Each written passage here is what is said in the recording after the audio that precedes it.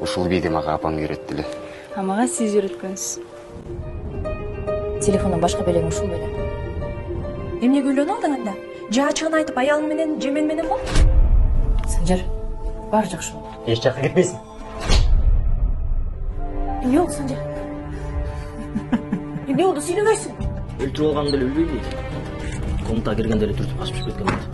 Анан мурда өзү дагы кража менен отуруп жатыр. Үйүндөн да урдалган окуттар чыкты. Жалгыз камалып кетпейин. Аракет кылабыз.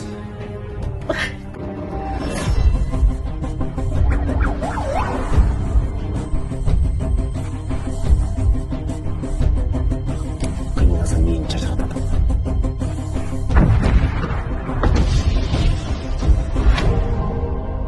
Ата мен коркуп атам. Качан келесиз?